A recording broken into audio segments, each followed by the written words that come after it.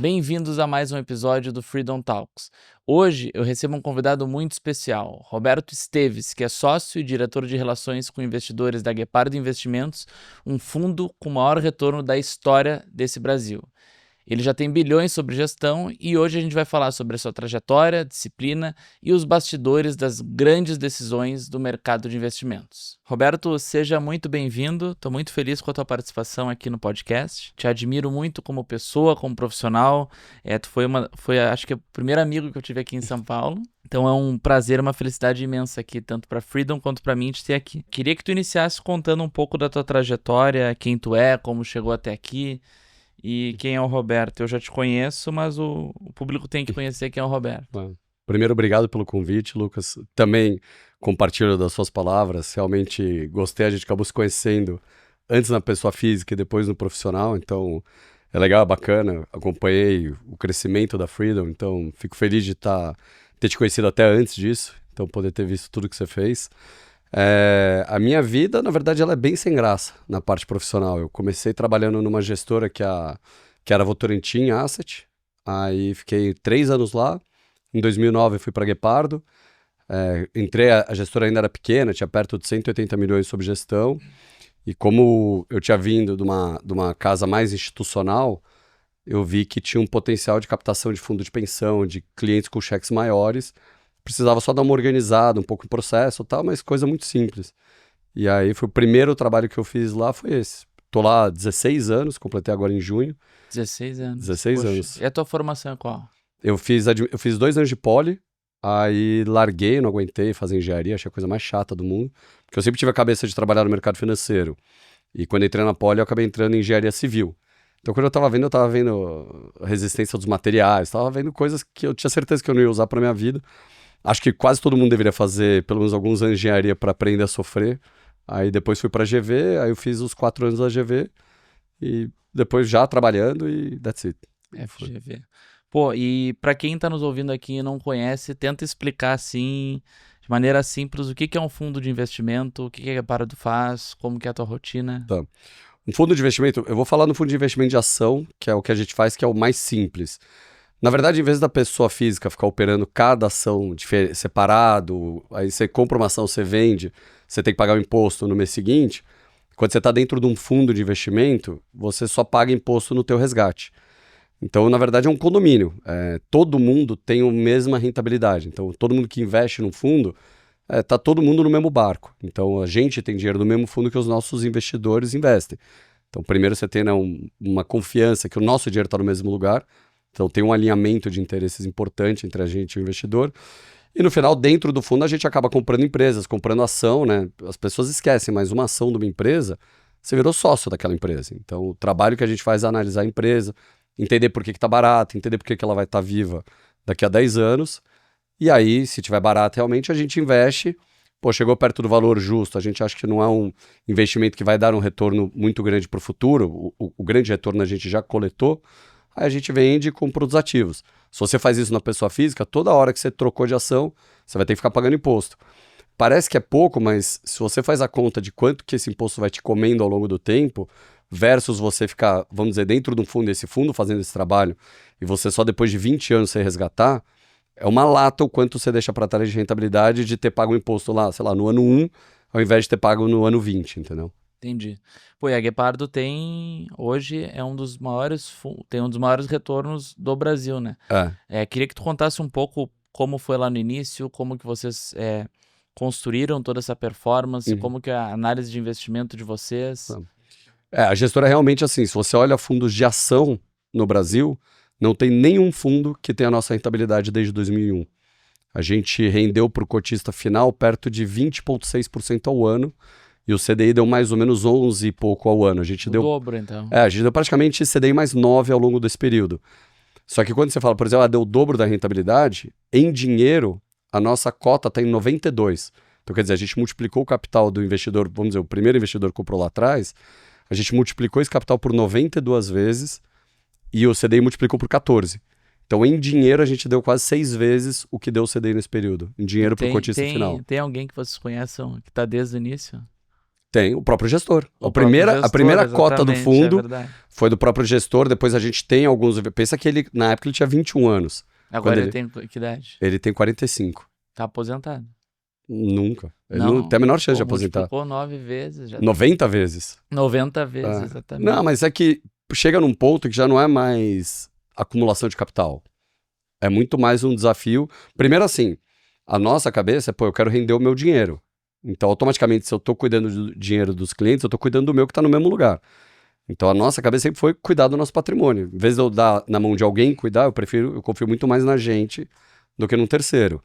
Então, é muito mais hoje em dia um prazer da gente estar cuidando do nosso capital e, obviamente, aberto para os investidores também, do que uma coisa de uma empresa de ficar tentando captar cliente a qualquer custo e só querer ganhar dinheiro em cima do cliente, entendeu? E hoje a captação é feita como?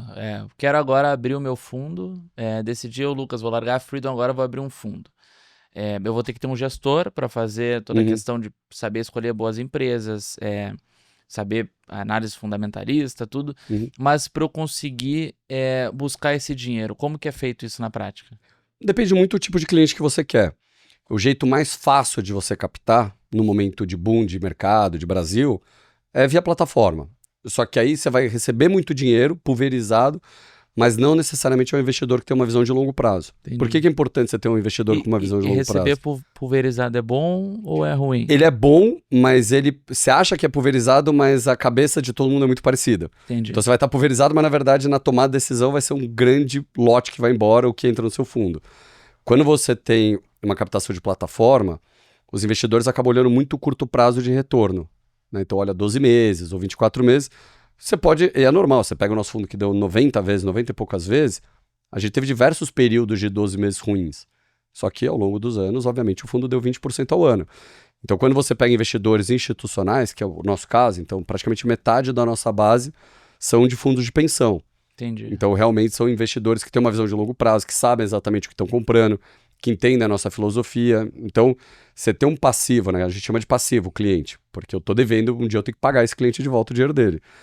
Você ter um passivo bom, ele te dá muita tranquilidade em momentos ruins, você saber que tua gestora vai continuar de pé. Por isso que a gente existe há 24 anos. Você pega, nesse período, mais da metade das gestoras que nasceram morreram. Porque vai tendo saque. O cara cresce, aí começa a ir mal, aí some a gestora. Entendi. Então aí você pega essa última janela agora de 2021 para cá, diversas gestoras sumiram. Ou sumiu, ou o cara junta com alguém, mas ou troca de nome. Então E hoje a tua cadeira é diretor de relação com investidores. De relação com investidor. Como é que funciona essa cadeira na prática? Sou eu que vou atrás dos clientes. No final, eu não nasci na cadeira de relação com investidores. Entendi. Eu acabei passando por todas as áreas da gestora, porque eu sempre fui curioso. Então, quando eu entrei lá, né, que nem eu comentei, eu organizei a parte institucional, então eu era o diretor de operação. Então, pô, toda a parte de risco, compliance, manuais, pô, como a gente se vende para o institucional, tudo eu que fui montando. Como eu fiz isso bem feito, o Otávio me deu o desafio para eu virar analista. Entendi. Então, aí eu fiquei 4 anos como analista, fui diretor de análise. Honestamente, achei um saco analisar a empresa. Não é o meu perfil. Não é o teu perfil. Não é o meu perfil. Gosta mais de estar na rua. Exato. Aí, quando a gente tomou uma decisão de, pô, a gente tinha uma pessoa que tocava essa parte de RI, só qual que é o problema? Se não é uma pessoa técnica, ela no final ela ocupava muito tempo da análise e gestão, porque ele ia para vamos dizer, para um fundo de pensar alguém mais técnico, na hora o cara fala, tudo bem, mas eu quero discutir as empresas, eu quero discutir a filosofia, eu quero discutir por que você comprou a empresa A e não a B. E aí ele não tinha esse conhecimento técnico, então sempre tinha que o gestor junto, sempre tinha que o analista. Então, e no final, pra gente como, vamos dizer, como fim, o que mais importa é a rentabilidade do fundo. Entendi. Então, quando você desaloca um cara, quando você aloca um cara que é da gestão para ir falar com o cliente, ele tá focado na empresa Guepardo e não no retorno do fundo Guepardo. Entendi. Então aí pediram para eu tocar a parte de relação com investidores em 2019, porque fala, pô, você já conhece a gestora inteira, você sabe todos os cases, você sabe como é que funciona. Aí eu vim tocar essa parte de relação exatamente para liberar o pessoal de gestão e análise e não precisar fazer esse trabalho. Entendi. Pô, e agora voltando lá pro princípio, tá?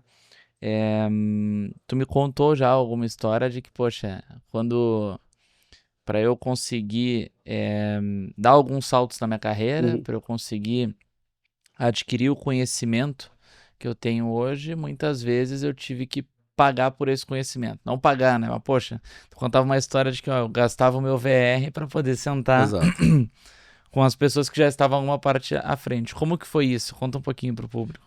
Eu sempre tive essa cabeça, né, de, vamos dizer, é um investimento que você faz.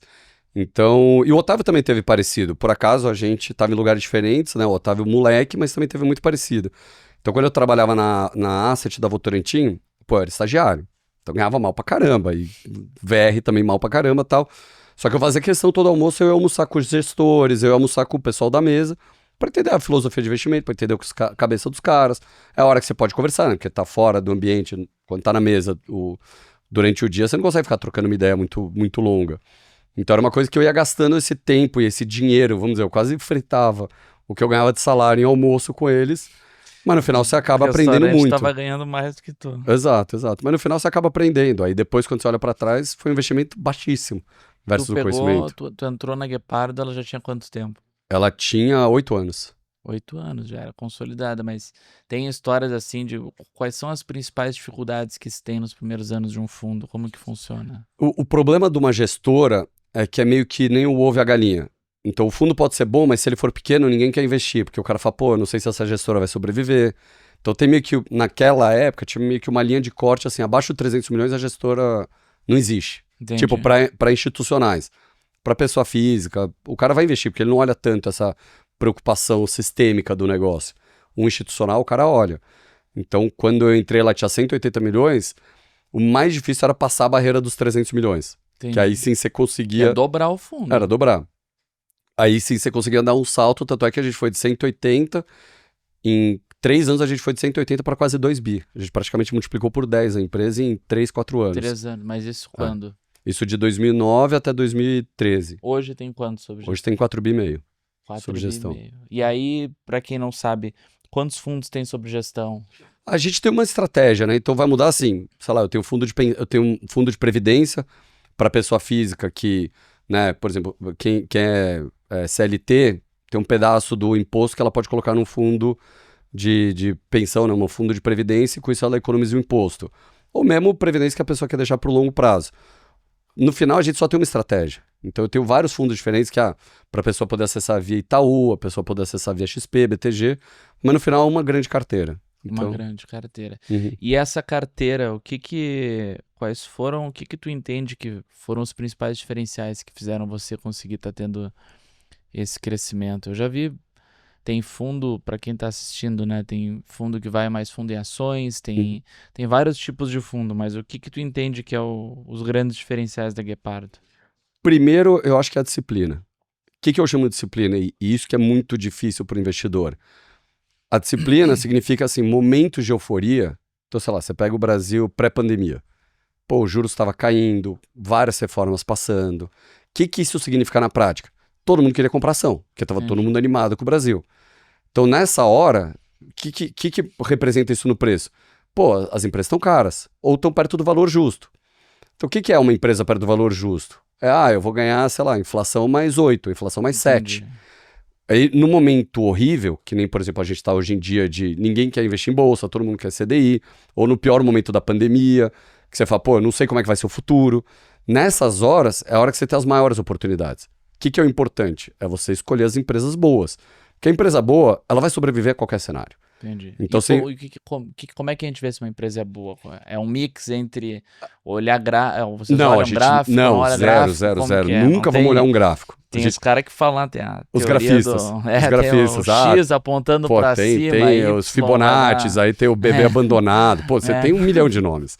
E o engraçado é que meu pai é super grafista, então eu tenho umas brigas emblemáticas com meu pai. Uma vez eu fiz um curso, tinha um cara que dizia, não, esse aqui... Eu já sei exatamente com quem você fez esse curso. Garfo pra cima, unicórnio pra baixo, vai dar... E aí quando não dá certo, ele cria um novo nome. Aí ele pega, tenta achar tipo as constelações no céu. Você olha, sei lá, constelação de Libra, você não consegue entender nada que é uma constelação. Então se chega um grafista lá, vocês não contratam. Não, chance zero. Chance zero. O que significa uma empresa boa é uma empresa que tem estratégia. Primeiro, tá no setor bom. O que é um setor bom, né? Então você pega, por exemplo, o setor que é muito claro que todo mundo sabe que não é um setor bom para investir de longo prazo. Empresa aérea. Entendi. A gente brinca, empresa aérea no Brasil ou já quebrou, vai quebrar. Ou vai quebrar. Você pega todas hoje em dia, sei lá, você pega as 3 hoje em dia, uma tá em RJ, outra já acabou de sair. Por quê? Porque é um negócio difícil de você operar. Muito dinheiro. Pô, é muito dinheiro, você tem o seu avião, você tem muita briga com o seu concorrente pelo teu cliente. Então, no final, você viajou com um avião mais vazio, é prejuízo. Os momentos de maior euforia de mundo, normalmente o petróleo tá alto, então o teu custo também tá alto. Entendi. Quando você vai fazer um investimento, vai comprar aeronave, vai demorar 3 anos para a aeronave aparecer vamos dizer, no teu hangar. Então você fechou, então você tá num momento super bom, aí você comprou. Aí o Brasil foi para baixo, aí apareceu a aeronave, você tá agora sem fluxo. Então é um negócio que é caro, o teu cliente não dá tanto valor, é o que eu brinco. Você pega um avião, vai do ponto A pro ponto B, você não sai e fala, pô, que experiência maravilhosa. Você fala, o mínimo esperado, o cara me levou do ponto A ao ponto B. Ó, dica 1, quem tá assistindo aí tem ação de empresa aérea, pode vender amanhã. Exato. Não, é difícil, é um negócio difícil. Então, ao mesmo tempo, você tem outros setores que é um negócio muito resiliente, que é um negócio que a barreira de entrada é muito grande. Então é difícil de aparecer um cara para competir com você. Um negócio que... E aí dentro da empresa, pô, é uma coisa que a gente olha, a empresa tá há 30 anos fazendo a mesma estratégia. O CEO é o mesmo. Você chega a visitar a empresa Sim. fisicamente? Não, a fábrica, tudo? A gente vai descobrir a cor da cueca do CEO. A gente é bem chato o nível de diligência que a gente faz. A gente gosta de falar com concorrente, fornecedor, funcionário cliente, também, funcionário. Eu brinco que assim, nunca vai ser uma pessoa que vai te dar a bala de prata. É meio que um mosaico de informação. Você vai ter o cara que vai falar um A, você vai ter outro cara que vai falar o B, o C, aí você vai juntar, você pega todas as informações, aí você vai ter a realidade da empresa. Adoramos falar com esse funcionário. Então você... Mas esse tipo de análise não é comum nos fundos. Não, por isso que a gente é o melhor fundo. Entendi. Se fosse comum, a gente não teria o retorno que a gente tem. Porque a maioria vai ali, olha, gráfico múltiplo, parará, balanço, exato. DRE. Não, a gente Agora vai... visitar, olhar. Me conta um pouco do case da Vulcabras, que eu já vi algumas entrevistas tu falando. Tá. Mas antes de falar dos resultados, como que foi esse processo? Tenta trazer um processo na prática. Visitaram? Como... Então, bom, o negócio da Vulcabras, a história foi a seguinte. Era uma empresa que praticamente não tinha liquidez, era super pequena na bolsa. A Vulcabras, para quem não sabe, hoje em dia ela é dona da Olímpicos, da Mizuno. Mizuno é uma marca japonesa, ela que representa no Brasil por 20 anos. E da Under Armour. Também no Brasil é uma empresa americana que ela toca no Brasil. Quando a gente foi olhar, eles estavam num processo que eles iam fazer uma captação no mercado. É uma empresa familiar, né? A Vulcabras, é da família Grandene e Bartelli. Eles iam fazer uma captação no mercado para tirar uma dívida que tinha empresa e para investir em maquinário. Então a gente falou, pô, queremos conhecer que maquinário que você vai investir, né? E aí a gente foi na fábrica, eles têm uma fábrica na Bahia e uma no Ceará. Quando a gente foi andando na fábrica, eles foram mostrando, essa máquina a gente vai trocar por uma outra máquina, vou mandar embora 3 funcionários, aqui eu vou expandir nisso, vou conseguir fazer muito mais. Então os caras foram explicando, isso que a gente gosta, a empresa tinha muito claro onde ela queria chegar. Entendi. Então a gente falou, pô, pera um pouco, a margem bruta da empresa hoje é muito pior do que vai ser daqui a 5 anos. Entendi. Porque ela vai fazer todo esse investimento, vai reduzir custos, vai aumentar a produção, vai aumentar o ROIC dos investimentos deles. A gente falou, pô, tem um negócio diferente aqui. Então era uma empresa que já não tinha mais dívida, é tênis esportivo, na época só tinha Olímpicos e acho que nem tinha Under Armour. Teve uma movimentação fitness também, né? Não, isso foi um pouco de rabo que a gente teve. Que, né, teve essa migração muito explosiva, aí que foi a grande porrada foi isso com a Mizuno. Mas fora isso, pra gente olhar e falava, não tem como perder dinheiro, a gente fazendo todas as contas. Então a gente começou a comprar, só que o que é importante? A gente tá no investimento há 8 anos, desde 2017 que a gente tá lá. De 17 até 21, a gente só foi comprando.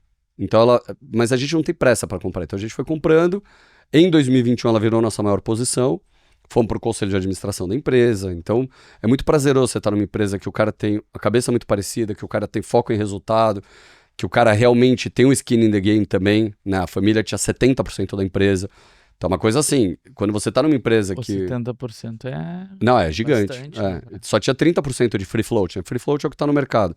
A gente chegou a ter 14% da empresa. Praticamente então, metade. a gente tinha metade do que era negociado na bolsa era nosso. Hoje em dia a gente tem perto de 7% na empresa. Então, por quê? Não é que a gente não gosta da empresa, é que ela já tá se aproximando do valor justo, a gente vai vendendo e comprando outras coisas. A gente vai fazendo essa rotação natural no fundo, entendeu? E teve algum case que não deu como esperado? Óbvio que teve, vários. Então, conta algum icônico. Eu tenho que pensar algum que eu não seja processado. Não vou... Não precisa citar o nome da empresa, pode só tudo bem, uma empresa de educação, um problema que eles tinham era da alavancagem da empresa, Dentro do setor de educação, a gente já tinha alguns incômodos, mas eles tinham um foco muito grande em medicina, que é um setor bom dentro da educação. Eles tinham uma alavancagem muito alta, e a gente foi acompanhando, a gente já estava investindo na empresa. E essa aí também, visitaram, Não, fizeram todo o tudo. processo. E aí eles tinham uma ideia, não, a gente vai desalavancar sim, vamos diminuir universidades, vamos fazer ensalamento, né, que é, pô, sei lá, você junta economia e administração, a aula de macroeconomia vai ser numa sala só para os dois, com isso você economizou uma sala. Então tinha todo um projeto, e aí ia passando mês, ia passando trimestre, e os caras prometiam e não entregavam. Então o que é o mais difícil do investidor? É reconhecer e ir embora. Não é por preço, não é porque a ação caiu, mas realmente você olha e fala, cara, o que os caras estão prometendo, eles não têm uma competência técnica para me entregar. Depois, a gente foi embora em agosto de 2023. De agosto de 2023 para cá, a ação caiu mais 40%, depois que a gente foi embora. E passaram-se 2 anos. Então pensa assim, sei lá, só de CDI deu 30% para cima e a ação caiu 40%. Então, vamos chutar. A gente teria perdido em dinheiro 70%, 80% do que se a gente não tivesse ido embora. Então a importância dessa disciplina de você realmente olhar e falar, cara, erramos, vambora. E aí, a gente ter dinheiro no mesmo lugar dá uma tranquilidade que no final não tem ego lá dentro. Eu quero fazer o que é bom pro meu dinheiro. Porque eu preciso, exato, pô, é ruim, vambora, vamos pra próxima. Junto com o meu cliente aqui. Exato, exato. Isso é muito importante pro investidor. Isso é comunicado pros clientes também. Sim. Hoje, mais ou menos, qual que é a participação do valor que é dos gestores? A gente tem perto de 20% do patrimônio da gestora. 20%, pô, tá sempre colocando... Não, sim, a gente sempre colocou dinheiro. A gente nunca fez um resgate do fundo. A gente só manda. Sobrou dividendo na conta, a gente manda pro fundo. Pra gente é o melhor jeito de investir. Então, e é uma delícia, né? Você poder trabalhar num lugar que você acha o melhor lugar para investir. Como é que é dividido dentro de um escritório? Como é que é uma equipe de um fundo de investimentos? Vai ter tenta me explicar a parte de captação, a parte de mesa. Mais ou menos como é que é a empresa? Funciona. Exatamente. Então vamos... A gente praticamente divide a gestora no meio. Eu toco toda a parte não investimento. Então, vamos dizer, relação com investidores. Aí tem a parte de operação, de risco compliance, para você, né, não ter perigo de fazer operações erradas, não ter perigo de fazer coisa que não pode no fundo. Tem a parte administrativa, que é pagar conta, fazer cadastro de cliente. Então toda essa parte fica comigo. Então eu faço o desdobramento de metas, eu que organizo essa parte da gestora. Outra metade da gestora é a parte de investimento. Aí o Otávio que organiza. Então a gente tem hoje 4 analistas, que cada um fica olhando mais ou menos em média umas 15, 18 empresas, e o Otávio fica coordenando eles, mas no final todo mundo é sócio, então todo mundo quer remar o barco. Todo mundo está cuidando da empresa. Exato. E aí as metas que tem, por um lado, a meta de aumentar o número de captação e a outra de desempenho, como que funciona? Então, é muito difícil você fazer meta de desempenho. Eu tô te falando de um trabalho fim de, sei lá, a gente teve um consultor de RH por 5 anos com a gente, de 2012 a 2017. Já tentamos todos os modelos de negócio, de remuneração, de bônus por análise entregue. O que acontece? Se você faz um negócio muito claro para o analista como ele ganha bônus, ele vai focar naquilo. Não necessariamente ele vai estar focado na rentabilidade do fundo. Entendi. Ele vai estar focado assim, tá bom, eu tenho que entregar X número de análise. Tá bom, eu vou entregar. Aí ele entrega, tipo, pushing paper. Ele vai entregar, botar no sistema e falar, pronto, tá entregue. Eu não quero esse tipo de gente. Esse tipo de gente é funcionário do Itaú. Entendi. Eu quero o cara que encontra uma empresa barata, suba na mesa e tente obrigar todo mundo a analisar com ele, falar, cara, o que eu não tô vendo de certo, me ajuda, né, ou o que eu tô vendo de errado, me ajuda a entender, porque a gente pode estar numa oportunidade maravilhosa. Então, na parte, a gente tem um comitê de RH todo semestre, que eu participo, sou eu, o Otávio e o Rafael, que é o analista mais antigo. Mas assim, pô, esse analista aqui que é menor, cara, o cara tá entregando, tá dando conforto pra gente, tá dando confiança. Realmente o cara tem cabeça que a gente quer, pô, vamos aumentar um pouco a participação dele. Então, automaticamente ele vai ganhar mais bônus. Aí ele ganha o salário, ele vai ganhar, vamos dizer, ele vai ganhar a participação, automaticamente ele vai ganhar uma participação maior do lucro. Esse é o bônus que ele vai ter, entendeu? Então, a gente brinca lá, a gente dá bônus mensal. Todo mês a gente distribui dividendo, então todo mês o cara automaticamente tá ganhando o bônus dele, entendeu? Entendi. E na outra parte, aí depende. Tipo, eu tenho o funcionário que trabalha comigo no RI, como ele ainda tá no começo de carreira dele na Guepardo, eu não vou cobrar a captação dele, porque no final ele tá pegando um trabalho de 20 e poucos anos, toda uma estrutura nossa. É muito mais assim, eu quero que você consiga me apresentar a gestora, eu quero que você me ajude a marcar reunião. Então, eu tento fazer um negócio subjetivo, mas quebrado em vários mini subjetivos, que daí no final você tá sendo mais correto. Se você só faz uma grande, se eu gostei de você, vou te dar bônus ou não, aí fica um negócio 100% subjetivo. Se eu vou quebrando em pequenas coisas subjetivas, pelo menos tem menos chance de eu errar como é que o cara é, entendeu? Entendi. E é um ambiente de pressão, não é um ambiente de pressão? Como Pô, que é lidar zero. com dinheiro? Porque Ah, a gente pensa que é assim, né? Vai ver um filme, Bolsa de Valores, todo mundo acha que é todo isso. mundo acha que é Que aquela coisa, o Lobo de Wall Street, todo Exato. A mundo gente não joga não, tá, não gente? A joga gente não não. joga não de um lado pro outro que nem o Lobo de Wall Street. É muito mais Mas é tranquilo. uma responsabilidade muito grande Não, gigante. lidar com o dinheiro dos outros, Exato. né? Não, pensa que a gente tem 20 mil cotistas. 20 mil É. cotistas. Não, acontece. Eu tava um dia em Las Vegas. O cara ligou. Não, o cara me encontrou no meio do hotel. Tipo, eu tava tomando café, o cara veio falar, ele falou, cara, eu tava vendo um podcast seu, tal, parada, o que você tá fazendo aqui? O Otávio já pediu pra tirar foto no meio da fila da Disney. Sério? Então, é um negócio, né? E a gestora cada vez tá ficando mais 20 conhecida. mil clientes. Né? Tem 20 mil clientes, 20 mil caras que sabem quem a gente é. Então você tem uma responsabilidade. Porque, tudo bem, você cuidar do seu, pô, você vai errar, vai acertar, mas pelo menos é você com você mesmo.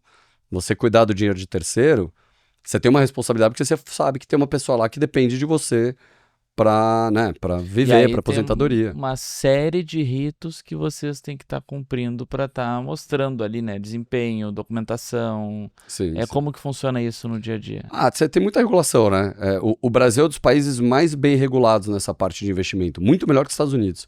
Por incrível que pareça, ser muito organizado a nossa parte Todo mundo regulatória. fala do sistema bancário também brasileiro, É muito bom, é muito bem feito. Então você tem várias regras que você tem que cumprir. Você só pode mostrar rentabilidade líquida, eu não posso mostrar rentabilidade antes de taxa. Você não pode cortar período, você tem regras assim, se eu vou mostrar a rentabilidade do fundo, eu tenho que mostrar os últimos sei lá quantos meses, tenho que mostrar os últimos 12 meses, tem várias regras, quanto é o patrimônio do fundo, tem várias regras da Ambima, que é uma associação de classe, vamos dizer, das gestoras e bancos, que para você ser da Ambima, você tem que cumprir certas normas, senão você está fora do sistema, vamos chamar assim. Então, é uma coisa que quando você entende as regras, é muito simples do que tem que fazer. Qual que é o perfil do profissional que trabalha com vocês? Hands-on. A gente odeia o cara corporation, aquele cara que, sei lá, caiu uma bomba do lado dele, não tem nada a ver comigo, eu só faço isso. E é muito o que a gente mostra para as pessoas que entram na gestora. Que é o perfil de vocês também, né? Exato, é o nosso perfil. Então, acaba ficando dentro da Guepardo gente que tem esse perfil. O cara que é corporation, que é o corporativo, que quer fazer o 9 até 6 embora, que não vai pensar na gestora fora do horário de trabalho, pô, esse cara não aguenta lá dentro. Entendi. Pô, e falando um pouco do mercado como um todo, assim, de capitais, como que tu vê o mercado brasileiro? Tu viveu algumas transformações. Eu acho que hoje é um percentual, se eu não me engano, o percentual da população que investe é muito menor comparado com os Estados Unidos, né? Os Estados Unidos tem uma cultura já, vai ver em filme, vai ler em livro, vai ver em tudo. O adolescente, a criança, ele já recebe, né, desde pequeno um incentivo a estar. Acho que as empresas investem. Como que tu vê o cenário brasileiro? É que lá é um pouco diferente, porque como aqui a gente sempre teve uma renda fixa muito alta, e a bolsa, né, o Ibovespa, eu falei da minha rentabilidade contra o CDI, então a gente deu lá 20% ao ano, o CDI deu perto de 12, 11 alto, a gente 20 alto. A bolsa deu menos de 10% ao ano, nesse mesmo período. Então a bolsa é muito pior que o CDI. Entendi. Diferente do S&P, que é muito melhor que a renda fixa lá fora. Então o brasileiro, ele tá acostumado a investir na renda fixa, porque a renda fixa sempre foi melhor que o Ibovespa. Por que a gente tem muito pouco na renda fixa? Porque o meu fundo vai muito melhor que tanto o Ibovespa quanto o CDI. Entendi. Mas é normal a pessoa física brasileira acabou sendo acostumada com a renda fixa porque paga melhor que a bolsa. No longo prazo, olha, qualquer período é difícil a bolsa, né? O Ibovespa. E o Ibovespa, na verdade, não são todas empresas. São as 60 ou 60 e poucas empresas maiores do mercado, mais líquidas, mas não necessariamente são as melhores. Por exemplo, a Vulcabras não está dentro do Ibovespa. Entendi. Entendeu? Ela está dentro da Bovespa, você compra ela, mas ela não está dentro do índice. Então, dentro do índice, tem empresa aérea está dentro do índice. Entendi. Então, você tem empresas ruins dentro do índice. Então, o que a gente faz eu quero escolher empresas que estão no tão do índice, mas que estão no mercado de capitais. Então, é comum um brasileiro não ter essa cabeça, esse perfil de investimento em ações. E tu acha que melhorou Não, só piorou mercado, nesses últimos 4 anos. Mas a concepção do brasileiro, assim, tu acha que ele tá buscando mais estudo? Como que tu vê o brasileiro sobre... Porque a gente viu ali em 2020, acho que na pandemia, todo mundo queria virar trader, né? Sabe? Todo mundo acabou vendo como uma segunda, mas eu acho que teve bastante gente que buscou conhecimento, né? Eu não sei antes disso como que foi eu particularmente comecei a estudar bastante sobre mercado de investimento e vi que ali em 2020, pós-pandemia, começou a ter uma série de iniciativas de instrução. Uhum. Como que foi antes disso? Como que tu vê essas movimentações? Eu acho que até o que a gente está fazendo podcast, que não existia, sei lá, 5, 6 anos atrás, isso trouxe muito conhecimento. Só que, obviamente, é um conhecimento que, se a gente mantiver o CDI sempre muito alto, o cara pode até aprender mais, mas ele vai continuar no CDI ou no máximo ele põe uma pequena parcela. Mas a parte de conhecimento técnico, pô, a gente fica impressionado, assim, a quantidade de gente que acessa a gente por causa de podcast, porque viu, porque estudou, porque analisou, porque viu 1, 2, 3 podcasts do Otávio, o meu. Então, pô, sei lá, tem podcast nosso que tem 50, 60, 100 mil viewers. Então, pô, são 100 mil pessoas aprendendo. Então, eu acho que melhorou bastante, mas falta a pernada da gente realmente ter uma renda fixa mais baixa e, com isso, as pessoas quererem e toparem tomar um pouco mais de risco.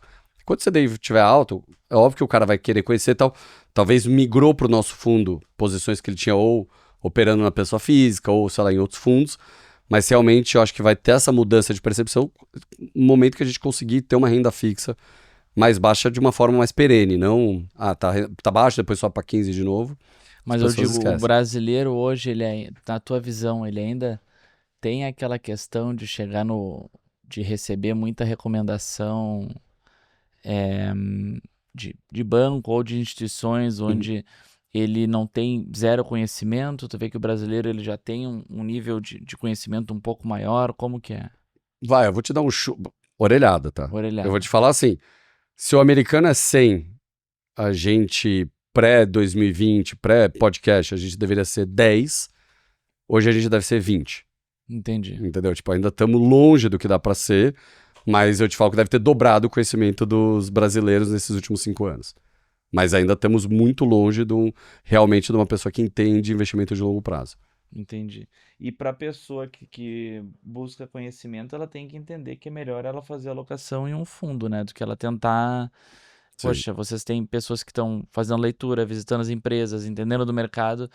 Um investidor sozinho, ele não vai conseguir Não tem nem graça. ter. Não tem nem graça. É o que a gente fala lá. É que a pessoa física, normalmente, ela gosta de investir na pessoa física direto, em vez de investir no fundo ou um pedaço, pelo rush da diversão, ficar vendo coisa subir, descer. Exato, o cara é médico, tá lá ocupado o dia inteiro, ele não fez essa análise da Vulcabras, ele não foi lá, ele não conheceu. E o maior problema da pessoa física pra gente é que a pessoa não tem o stop loss. O que eu chamo disso? Comprou essa empresa de educação, o negócio é ruim, caiu pra caramba. Ele não vai embora, porque ele fala, virou lixeira. Aí ele não conta pros amigos no churrasco o que errou aqui e só vai contar as que foram bem. Então isso acontece direto. Mas se você for olhar o patrimônio dele, ele corroeu o patrimônio. Então ele se estressou mais. O que ele ganhou, às vezes, ele tem que ficar pagando imposto. Numa cabeça de poder ganhar essa adrenalina versus investir no fundo e ir pra casa e deixar a gente trabalhar. Então... E aí tem, por exemplo, o médico que tá operando ali no meio do hospital e fica acompanhando. Os caras adoram, né? É divertido. Eu já li, uma vez eu fui numa palestra que tava falando que existe uma parcela bem grande de médicos, né? Médicos e profissionais do setor da saúde que são investidores, né? E acho que é muito importante esse segmento porque eles ganham muito dinheiro ao longo de uma carreira e não dá para deixar para fazer lá no final. O que eu senti, eu tenho alguns amigos médicos, e é interessante porque eu tinha essa cabeça que eles eram muito poupadores, mas vários na pandemia se ferraram muito grande. Porque eles estavam acostumados assim, sei lá, todo mês eu tiro 100 mil, ou 200 mil. Eu gasto, porque todo mês vai vir, entra, sai. E aí do nada, surprise, o cara ficou 2 anos sem receber nada, porque quem que ia fazer consulta em médico no meio da pandemia, fora, né, se realmente precisasse. Então eu vi muito médico sofrer porque o cara não tinha um dinheiro de segurança, um dinheiro considerável de segurança. E aí no meio da pandemia o cara descobriu que a maré baixou, né? E agora eles investem mais. Mas tem bastante médico que investe com a gente. Hoje qual que é o perfil das profissões que mais investem? É difícil dizer. Porque quando a pessoa investe via plataforma, eu só vejo um código, eu não sei quem é a pessoa. Mas tem de tudo. A gente tem jogador de futebol que investe com a gente. Tem até jogador de futebol. Tem um, eu não vou dar o nome dele, mas o cara é maravilhoso. jogador do Palmeiras. E aí foi engraçado, que ele foi no escritório, e aí eu e o Otávio fomos... E eu sou São Paulino, o Otávio também. Aí tudo bem, a gente foi cumprimentar o cara, tipo, whatever, né? Tá bom, você é jogador do Palmeiras. Eu não tô preocupado. E o cara, na hora, ele olhou e falou, vocês não são palmeirenses, né? A gente não. Ele, deu pra ver que vocês estavam zero animados de me conhecer. O cara trouxe camiseta do Palmeiras autografada pra gente, a gente, tá bom. Mas ele é um jogador que ele fala, cara, ele tem 38 anos, ele falou, eu sei que eu tô no final da minha carreira. E ele tem que se preparar. Já poupo há muito tempo. Cara, tô aqui porque eu quero guardar dinheiro. Tô fazendo certo? O que vocês acham? Quanto eu tô guardando? Vocês acham? Tipo, ele foi mais com uma quase consultoria. Pode falar, cara, você tá impecável. Tipo, keep up the good work. Continua fazendo o que você tá fazendo, que tá indo maravilhoso. Pô, é raro isso, né? Sim. É bem raro. Hoje eu tava vendo um episódio ali do Primo Rico, ele tá fazendo um acompanhamento que ele vai e pega pessoas relevantes, assim, empresários, profissionais, que já têm sucesso, e ele vai ver como que tá a vida financeira, ajuda a organizar e depois coloca lá na corretora.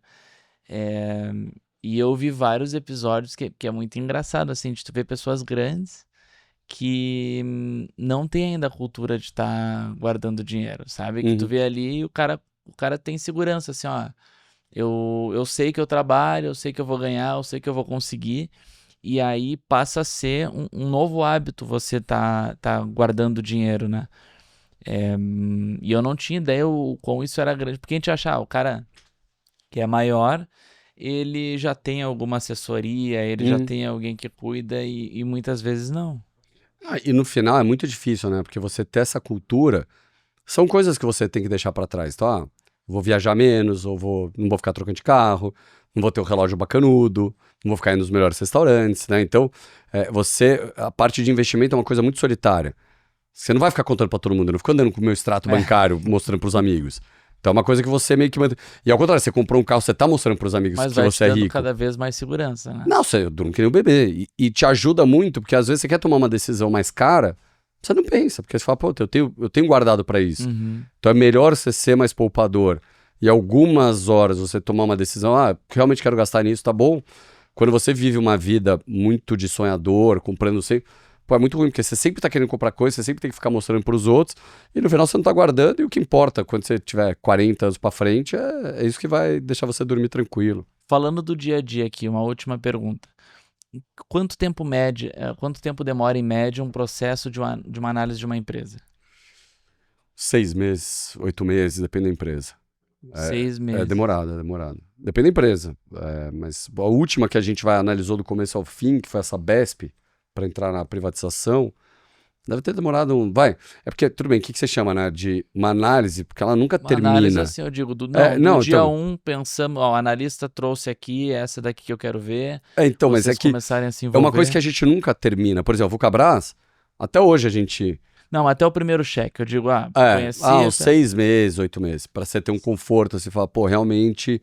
Aí você vai montando devagar, porque você fala, tudo bem, sei lá, eu acho que vale 100. Mas você pode errar o seu modelo, não vale 100, vale 90, vale 110. Tá bom, eu tô comprando por 50. Então você vai... Aí, quanto mais você vai tendo certeza do seu modelo, menor vai ficando esse spread da tua variabilidade do teu preço. Que nem eu falei, vale 100, mas pode valer 90 ou pode valer 110.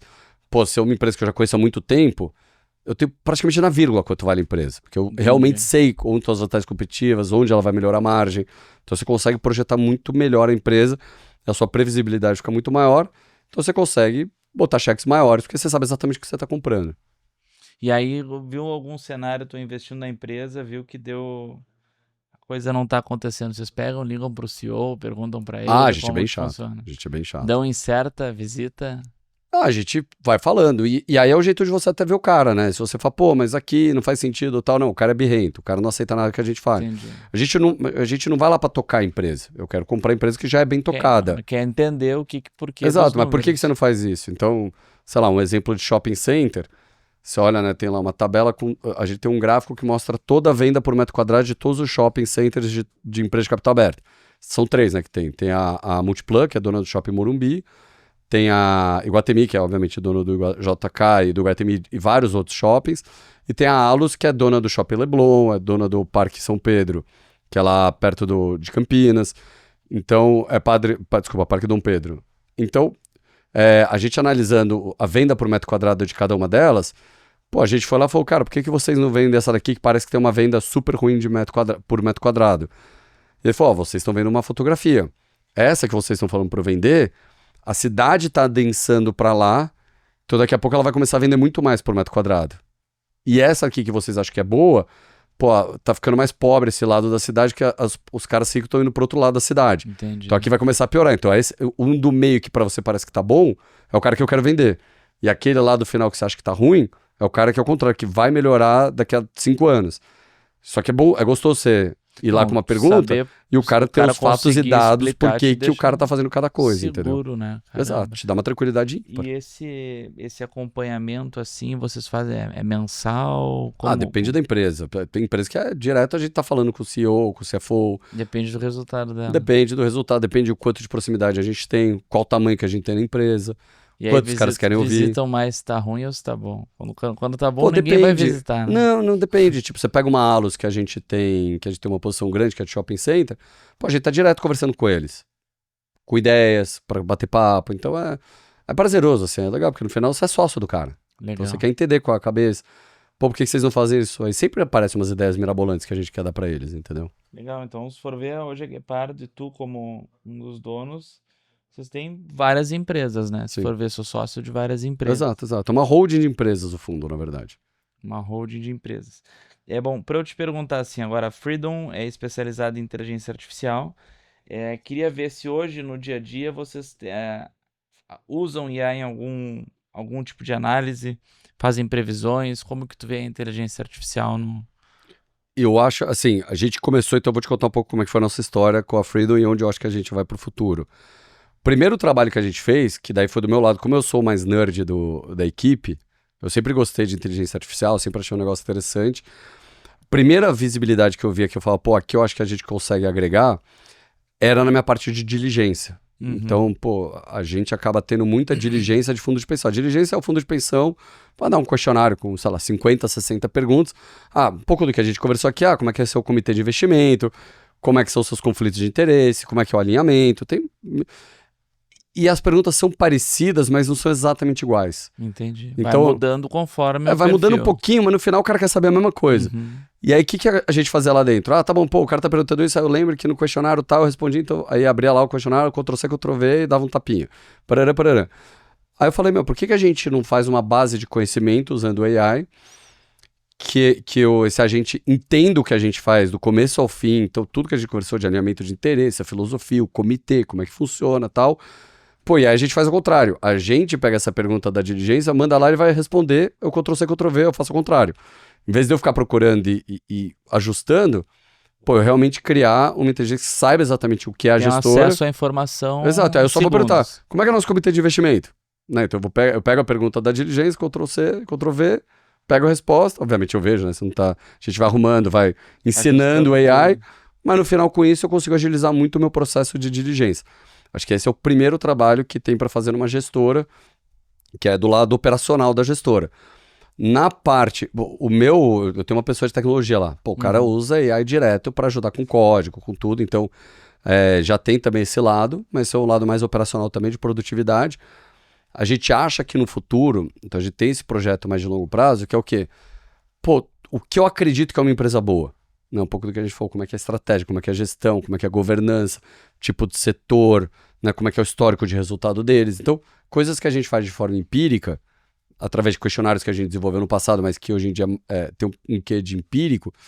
Pô, se eu consigo levar isso para uma inteligência, cara, será que não tem empresa que eu não tô olhando?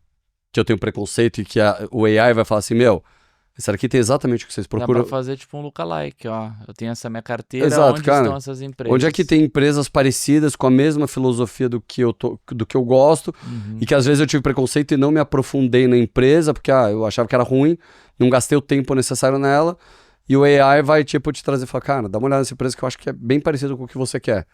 Então eu acho que ele vai ser vamos dizer, um braço de análise que pode ajudar muito a gente. E já testaram, hoje consegue fazer, tá? Você consegue pegar os dados públicos, né? Hoje a Guepardo 100% investimento public equity. em public Empresas de capital aberto. Para quem não sabe, então, gente, todo esse investimento, dos dados dessas empresas que a gente está falando aqui hoje, todos eles vocês conseguem acessar, são bases públicas, então vai ter ali DRE, balancete, todos os números. Com o IA, sabe que hoje você já consegue subir ali todas, tanto dado estruturado quanto não estruturado, e fazer uma previsão, né? O que você imagina. Claro que o que a IA vai fazer? Vai pegar a média Exato, e jogar e para vai frente. projetar. Isso é algo que faz sentido no dia a dia, não faz sentido? Exatamente isso é o que seria o que meus concorrentes fazem. Meus concorrentes, como é que eles olham uma empresa? O cara era assim, vai ser assim pro resto da vida. E qual que é o chance do nosso negócio? Então, eu vou te dar um exemplo do que o AI erraria aí nesse, né? Se ele não pegar a parte de estratégia de gestão de governança, nessa parte qualitativa e só pegasse os números, você pega uma empresa tipo a Cielo, que é de meio de pagamento de adquirência, e depois nasceu Stone e tal. A Cielo, em 2010, era queridinha do mercado, porque o retorno sobre capital investido era muito alto, era muito previsível, todo mundo usava cartão, ia ter um aumento de utilização de cartão, né? Isso eu tô falando de 2010.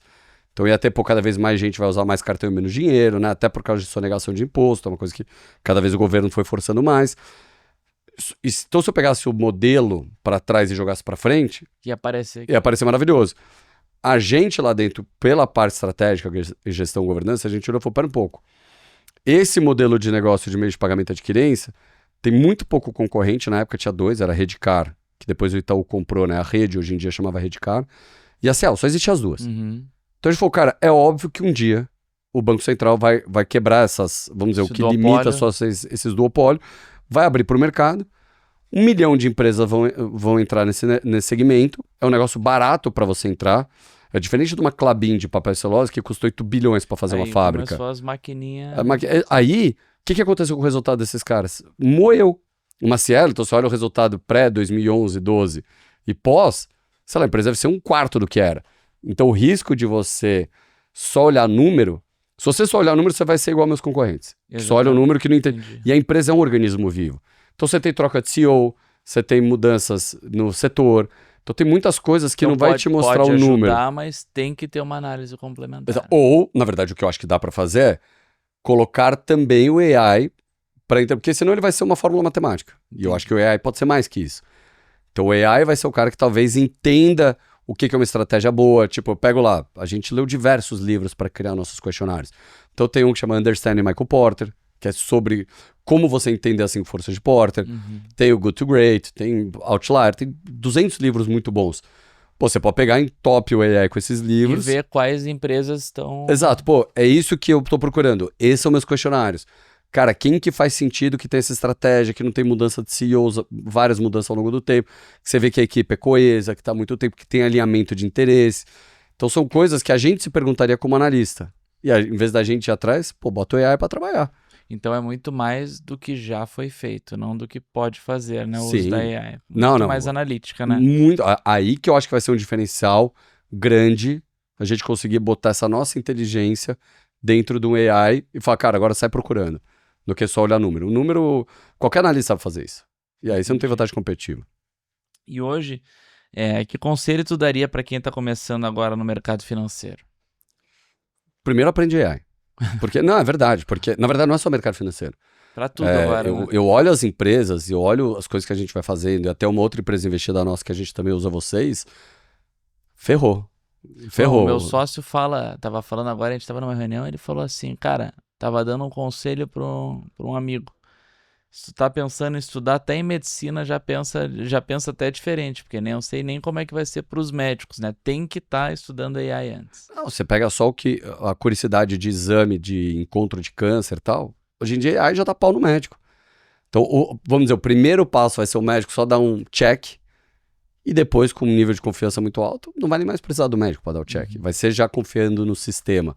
Que nem carro autônomo. Então, no começo era o cara que tinha que ficar perto, depois, hoje em dia, o carro autônomo se dirige sozinho.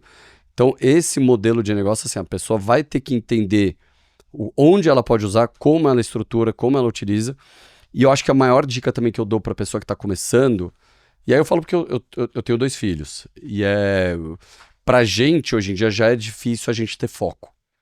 Porque hoje em dia é tudo dinâmico, todo mundo quer escutar YouTube 2 vezes, o áudio, todo mundo escuta o áudio do WhatsApp, todo mundo escuta 2 vezes, então é difícil a pessoa ficar 1 hora fazendo a mesma coisa. E isso eu acho que vai ser um grande diferencial pro futuro, o cara que consegue... Tudo bem, todo mundo quer saber tudo de tudo, mas ninguém tem mais profundidade nas coisas. Então o cara que realmente consegue ter foco, consegue fazer as coisas com calma, consegue, né, estudar um negócio a fundo, não só, estudar não quer dizer só o AI me explicar. Realmente entender o porquê das coisas, não só a resposta Não, e se fim. a gente for pegar um gancho nisso que tu tá falando, a estratégia da Guepardo, vocês conseguiram ser diferentes porque vocês tiveram profundidade, continuaram. Exatamente. Quando eu te perguntei ali no início do episódio o que marca, tu falou disciplina, né? Exato. Não é exatamente, é uma coisa que... Então, eu acho que isso vai ser também um diferencial para quem tá começando a carreira. Porque saber um pouco de tudo, isso óbvio que é bacana, mas no começo da carreira o cara tem que ser bom em algumas coisas específicas. Aí depois o cara vai agregando valor, conhecendo mais coisas, mas sempre se aprofundando. Então, acho que essa parte de foco, profundidade, entender o que é AI, entender o de tecnologia, entender o que pode te ajudar. Então, um exemplo, né? Quando na pandemia, pô, eu peguei e fui fazer curso de Power BI. Porque eu tava precisando por algumas coisas específicas, eu falei, cara, eu preciso aprender isso. Não, hoje o Manus já faz tudo, né?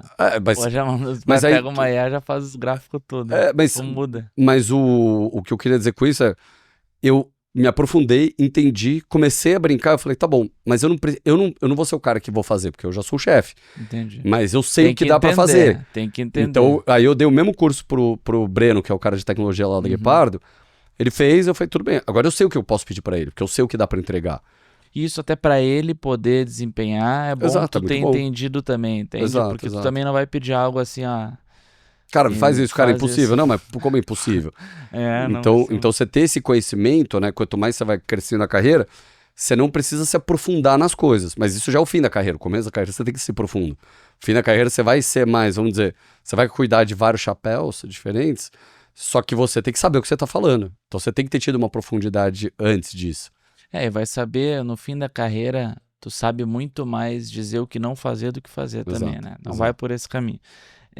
Estamos chegando no fim aqui, conta um pouco no meio de toda essa história, esse empreendedorismo, essa pressão que tu tem no dia a dia, como que tu faz para estar vinculando essa carga profissional para te acabar não pirando aí com todos esses números? O que tu faz no dia a dia? Vou te falar uma coisa, quando você trabalha onde você gosta, onde você ama, você não considera que você tá indo pro trabalho. Tipo, é quase a nossa Disney lá, entendeu? Então, o prazer que a gente tem de ir pra Guepardo, tá lá... Porque quando você é sócio do negócio, cara, tudo que você faz, você vê o resultado pra você. Né? Tá construindo. Quando você é um funcionário de um banco, você captou um cliente. Tá bom, no teu bônus, no final do ano, talvez venha um tequinho a mais que aí você captou esse dinheiro. Quando você tá lá dentro, o zelo que você tem e o prazer que você tem, e mesmo... Você vê as pessoas que estão trabalhando lá dentro que dependem de você financeiramente, né? Então, você tem famílias lá que dependem de você, te dá um prazer. No final, quando eu acabo tendo mais tempo livre agora, porque né, eu sou separado e tenho filho. Então, eu sou divorciado, então eu acabo ficando com as crianças alguns dias, então eu tenho tempo livre. Pô, uma coisa, eu não te contei isso, mas eu comecei a fazer aula de bateria. Pô, que legal, cara. Eu tô apaixonado por aula de bateria. Já dá pra fazer uma banda com o Theo, com todo mundo. Não, então, eu comecei porque a minha filha pediu ela fazia aula de bateria, aí ela tinha parado, aí ela pediu de aniversário, o aniversário dela foi, sei lá, 3 semanas atrás, ela pediu uma bateria de aniversário. Na hora eu falei, fechado, peguei no mesmo dia, eu já me inscrevi e falei, cara, eu vou começar a usar essa bateria. E o cara vinculando isso aí, ele consegue ser até melhor depois no trabalho, né? É muito divertido, porque mexe num pedaço do cérebro que eu não mexo no meu dia a dia. Então eu faço uma aula de bateria de 1 hora, eu fico exausto, porque eu tô mexendo com uma coisa que eu não mexo no dia a dia.